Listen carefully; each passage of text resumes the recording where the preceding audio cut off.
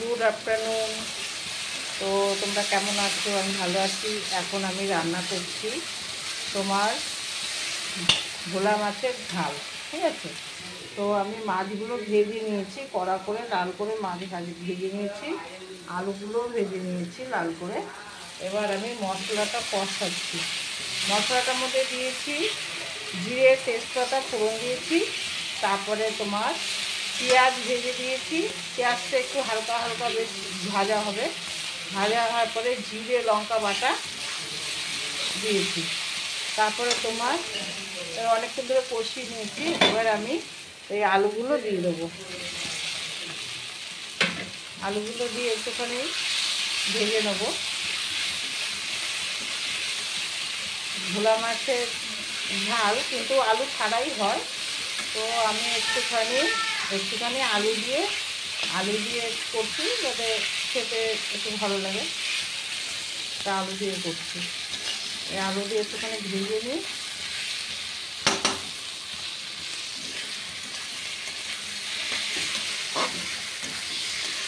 আজকে একটু রান্না করতে বেলা হয়ে গেছে, একটু দেরিতেই হয়, সংসারে তো কাজ।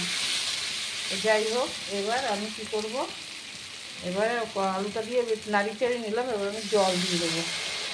বেশি ঝোল দেবো না, কারণ ওটা মাখা মাখা হবে, তরকারিটা মাখা মাখা হবে। এবার আমি মাছগুলো দিয়ে দেবো। ওই মাছগুলো আমি দিয়ে দেবো।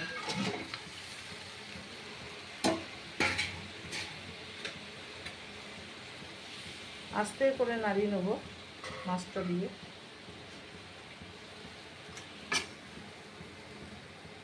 নুন হলুদ সব স্বাদ মতো দিয়ে দিয়েছি, লঙ্কাও দিয়ে দিয়েছি।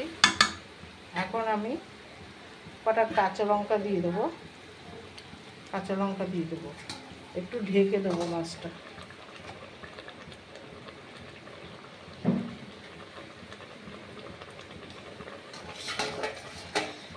ঢাকাটা তুলে নিলাম। মাছটা ফুটে উঠেছে।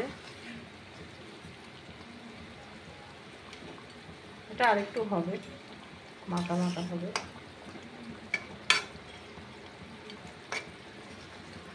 আস্তে করে একটু নাড়িয়ে নেবো যাতে মাছগুলো না ভাঙে। আস্তে করে নাড়িয়ে নেবো।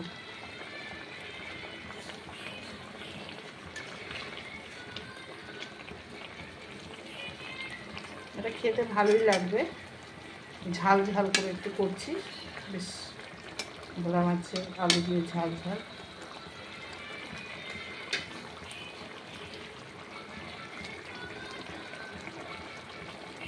তো রাখছি বন্ধুরা, ভালো লাগলে লাইক কমেন্ট করবে।